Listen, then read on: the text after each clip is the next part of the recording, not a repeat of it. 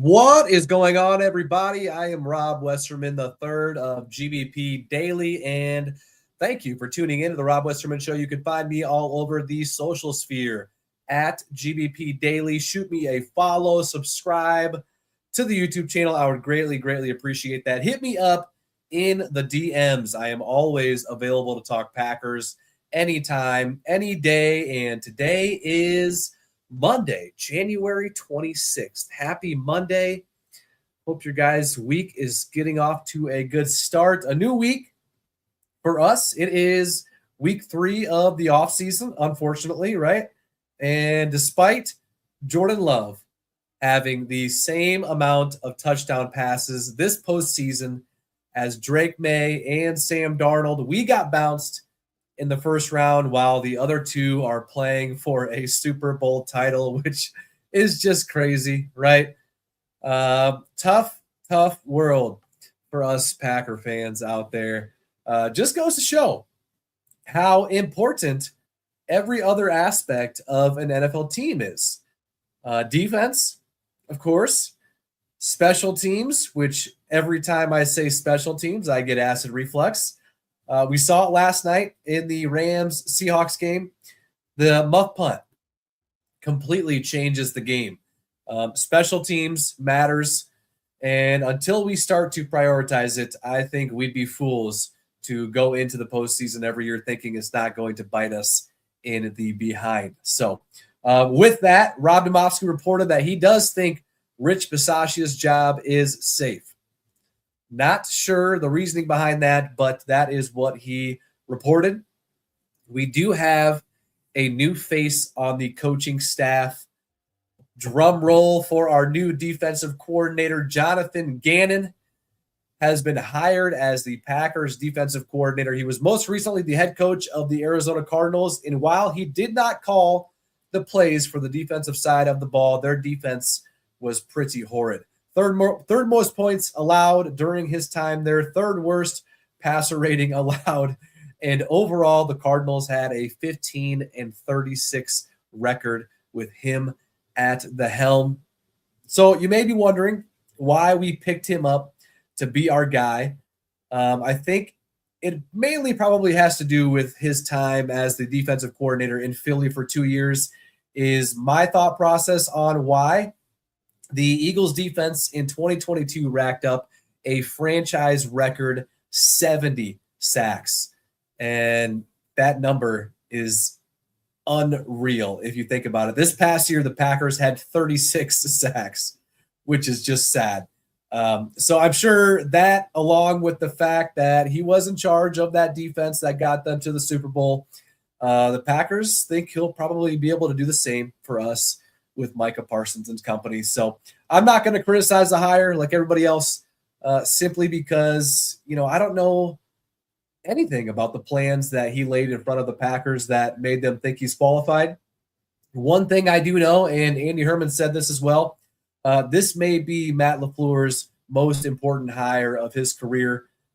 He hit it out of the park with Jeff Hafley, right? And now he is with my man Mitchell's Miami Dolphins. Thank you for hopping in, my brother. I don't think Matt has time between now and his next contract extension to go through another defensive coordinator hire unless Gannon does well and does well enough to get hired back on as a head coach elsewhere based off of the work he did in Green Bay. So I hope Matt got this right, because our Super Bowl window that we've kind of created, I don't think will allow for another coaching hire or a little cycle type deal for the defensive coordinator spot. So only time will tell, right? It's all speculation.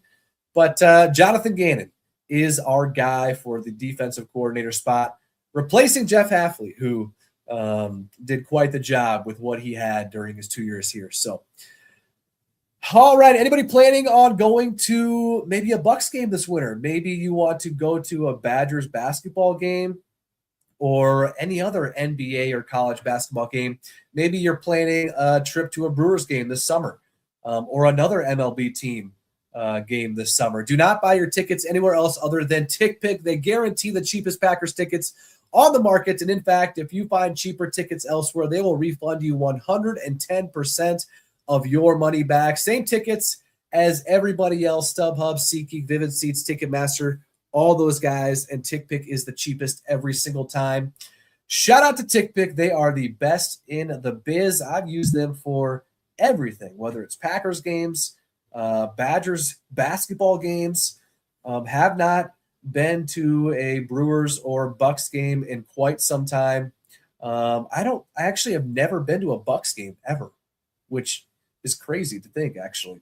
So yeah, use TickPick. They are the best in the biz. Shout out to TickPick too for their partnership with myself. Appreciate them. All right, let's hop into the comment section here, shall we? And as always, if you want to be a part of the show, talking with me right now, right? Make my day. Give me a call on the Nicolet Law hotline, 319-242-2332, the Midwest personal injury law firm that actually shows up when you need them. If you've been hurt in a crash, fall, or another accident, the last thing you want to deal with is the insurance companies and paperwork. Nicolet Law takes that off your plate so you can focus on healing up. They walk you through your options. They handle the insurance companies and fight to get you what is fair. No upfront fees, no guesswork, just local attorneys who have your back. Call 1-800-NICOLET or visit nicolet.com. What do we got cooking up in the chat? Happy Monday, the third week of the offseason for us Packers fans, right? And as I mentioned earlier, Jordan Love, 4 touchdown passes, no interceptions in the postseason. Drake May in the postseason, 4 touchdown passes. Sam Darnold in the postseason, 4 touchdown passes. It's crazy and sad all at the same time. So, Jason, who are we rooting for in 2 weeks? Jason, I personally am going for the Patriots. I don't really have any reason as to why. I just found myself kind of rooting for them these last few weeks. I wouldn't mind if Seattle won. You know, I'm not going against them by any means, but yeah, I like Mike Vrabel. Drake May seems to be a fun, young quarterback ascending, right? And I know they just finished up having the second best dynasty ever behind the Lombardi Packers, of course.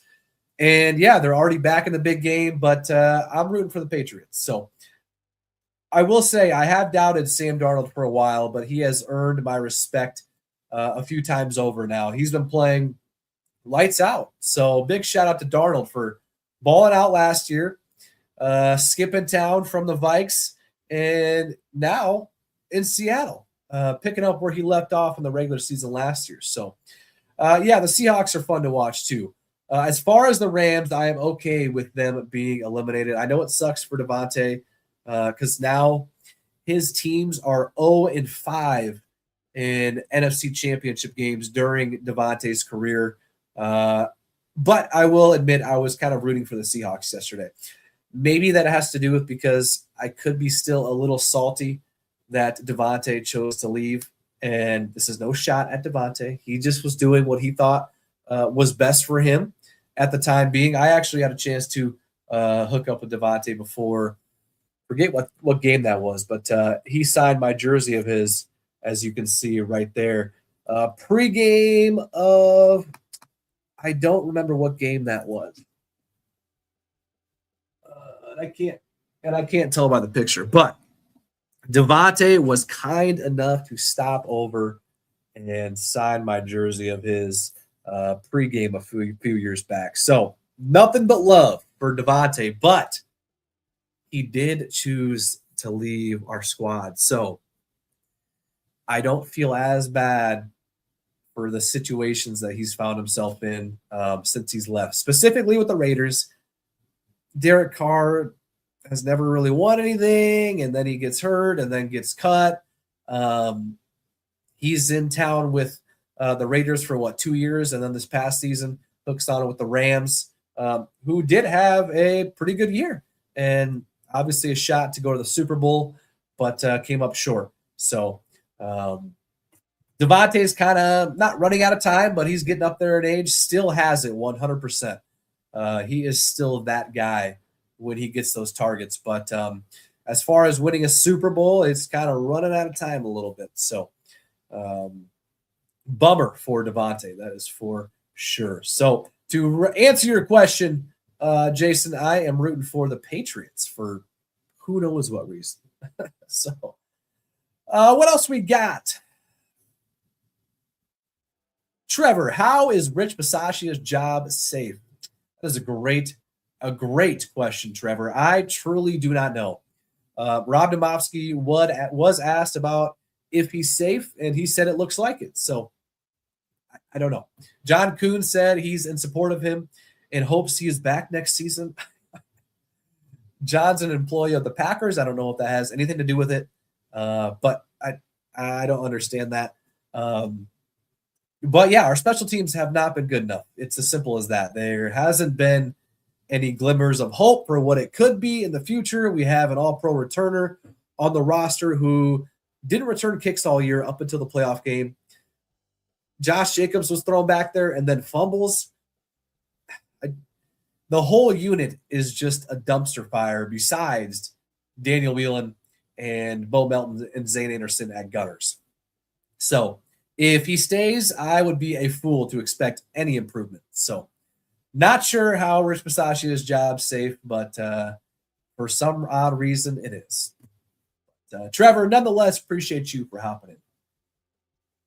Okay, what else we got? My man King AJ in the house. What is up, brother? Regardless of the talent, we have a wide receiver. It's time to bring Tay home. Wouldn't be an NFC Championship game without a Packers legend getting screwed by their special teams. McManus isn't doing number 17 any justice. McManus, yeah, I hope he's off my team next year. I can't do it anymore.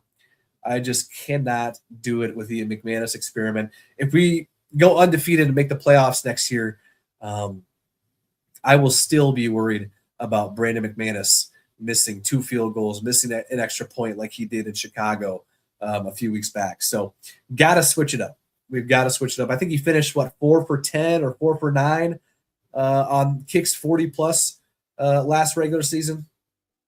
Just, it's not good enough. And if what I have been hearing is true, in that the NFL is a results-based business, the results aren't there for McManus, and the results are not there for Rich Bisaccia. So they need to go. I don't care who we bring in for kicker, but we got to find somebody else other than Brandon McManus. So as far as bringing Tay back, I don't think that's going to happen. I'd love to see Tay back with the Pack, but I don't think it's going to happen, unfortunately. But like you said, it wouldn't be an NFC Championship game without a Packers legend getting screwed by their special teams. I'm on board with you, my brother. What else we got? My man Phil in the house. Fire Coon that's his take too, and I love me some Coon. I love John Coon. Legend, right? The block on Julius Peppers for Aaron Rodgers to hit Cobb on 4th and 8 against the Bears. Legendary. On top of many other legendary plays. So maybe John's got some reasoning that we don't know about Rich Bisaccia, but on the surface, at its face value, from what I've seen, I disagree with John Kuhn about being in support of Rich Bisaccia. That's for sure. So thank you, Phil. Appreciate you, my man. Hope you had yourself a great weekend. What else we got? HM, what do you think about Gary? Trade him, cut him, or what? Cut him. I think that's kind of the route they're going to be going with. He disappeared during the second half of the season, and he's getting paid, I think, $24 million a year. I think they'll be parting ways with Rashawn here this offseason. Nick, former favorite player on our roster at the moment. That is a tough one, Nick. Mainly because all of our guys are so young, right? We haven't had that many years or, crazy games or playoff moments to kind of latch on to, said players. But on top of that, all of our top guys have, missed some pretty significant time due to injury. So kind of makes for a stop and go type of relationship when we're talking, fan to player. So Micah is brand new. Xavier McKinney and Josh Jacobs are somewhat new. Everyone else is pretty young. If I had to pick, Tucker Kraft and Christian Watson are probably my two. Both guys were kind enough to stop and sign my jerseys of theirs the year before last for training camp. So Tucker Kraft, his story was pretty cool. Was sitting there a long dream drive with my jersey out, and he stopped and signed a couple photos of himself, and then looked at me, and there was a huge crowd behind me, and he looked at the jersey I was holding of his and said, I'll sign this photo, your jersey, and then I'm done. He's doesn't sign very often, and signed my jersey of his, got a cool picture, and then was on his way. And I don't think I've seen him sign since. So Christian Watson also signed my jersey of his rookie year. So both I'm very appreciative of both of those guys for doing that. But Christian Watson, Tucker Kraft, Jordan Love, you know me, I'm a big Jordan supporter, as you guys all know. But if I had to pick, probably Christian. He's fought back from so many injuries, and every time he's out there, he is so fun to watch. So I would probably have to say Christian Watson. So thank you, Nick, for hopping in. A different Nick in the chat. There's a lack of urgency from Matt to make changes in the coaching staff. It seems like he's content with running it back with the same group minus Halfley. Need a new OC and special teams coach. I'm with you. Adam Stenovich, I believe, is interviewing for the Titans offensive coordinator job. So we'll see if he gets poached over there, hopefully. And Rich Bisaccia, sounds like all signs are pointing to him returning. So not much we can do about that one, unfortunately. What else we got? I hope we keep a lot of the free agents and structure their contracts. I hope we can keep Jacobs and Romeo Doubs and a couple others. Jacobs is staying, most likely. Romeo Doubs probably not staying. We drafted Savion Williams and Matthew Golden to probably lesser the blow of Romeo leaving, which, in my opinion, isn't a huge blow. Sure, he is consistent, but he's also consistently getting targets. And I think if we move those targets to Matthew Golden, we will get better numbers out of Golden. That's just my opinion. I think Matthew Golden is the better overall, or can become a better overall receiver than what Romeo has been during his time. So, all right, guys, that is going to do it for me today. Thank you again for tuning in. Always love talking Packers with you guys. Hit me up on social media at GBP Daily. Subscribe to the YouTube channel. It's right down there. It's just a button. It's free. I would really appreciate that. Any sort of interaction helps myself and helps the page. I will be back and at it again tomorrow. Thank you again for tuning in. Enjoy the rest of your Monday, and I will catch you guys later. Thank you.